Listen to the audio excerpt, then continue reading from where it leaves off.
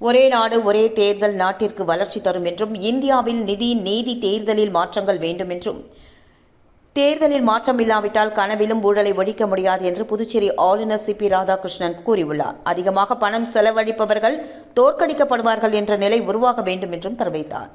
புதுச்சேரி கதிர்காமம் இந்திரா காந்தி அரசு மருத்துவக் கல்லூரி கலையரங்கில் புதிய குற்றவியல் சட்டங்கள் குறித்த காவல்துறை சட்டத்துறை அதிகாரிகளுக்கான 2 நாள் பயிற்சி முகாம் நடைபெறுகிறது.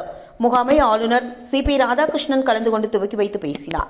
மாற்றம் மட்டும்தான் மாற்றம் இல்லாதது, மற்ற அனைத்தும் மாறிக்கொண்டே இருக்கும். காலத்திற்கு ஏற்ப நல்ல மாற்றங்களை நமதாக்கிக் கொள்ள வேண்டும்.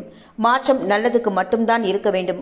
நீதியை நிலைநாட்டவும் குற்றம் செய்தவர்கள் தப்பிக்க முடியாது என்ற சூழலை உருவாக்கவும் மாற்றம் இருக்க வேண்டும் என்றார்.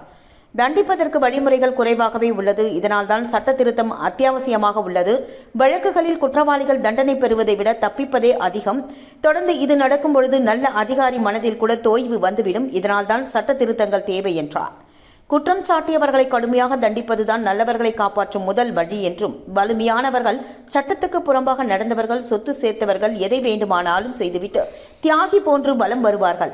தண்டிக்கப்படும் நாள் இந்த மண்ணில் உருவாக வேண்டும் என்றும், அப்போதுதான் நீதியும் நேர்மை நியாயம் மண்ணில் நிலைநாட்டப்படும் என்றும், மகாத்மாவாக நடிப்பவர்களிடம் இருந்து மகாத்மாக்களை காப்பாற்ற சட்டம் தேவைப்படுகிறது என்றும், இதை கருத்தில் கொண்டு மத்திய அரசு 3 புதிய சட்டங்களை இயற்றியுள்ளது.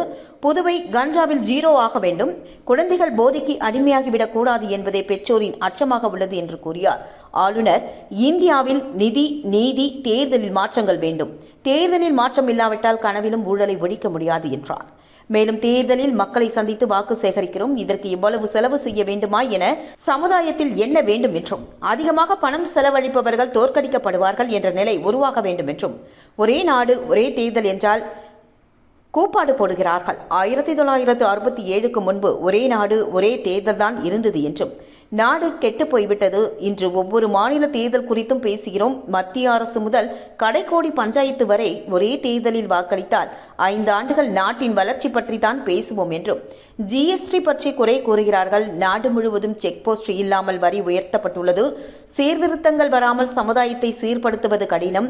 சீர்திருத்தங்கள் சமுதாய நலனை மட்டுமே மனதில் கொண்டிருக்க வேண்டும் என்றும், அது விவாதித்து முடிவெடுத்த பின்பு உண்மையான உணர்வோடு அமுல்படுத்துவதாக இருக்க வேண்டும். இவைதான் மகத்தான மாற்றத்திற்கு வழிமுறைகள் என்றார்.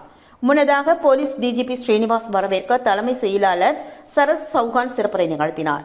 ஐஜி அஜித் குமார் சிங்லா, சட்டத்துறை செயலர் சத்யமூர்த்தி மற்றும் போலீஸ் உயர் அதிகாரிகள் இந்த நிகழ்வில் பங்கேற்றனர்.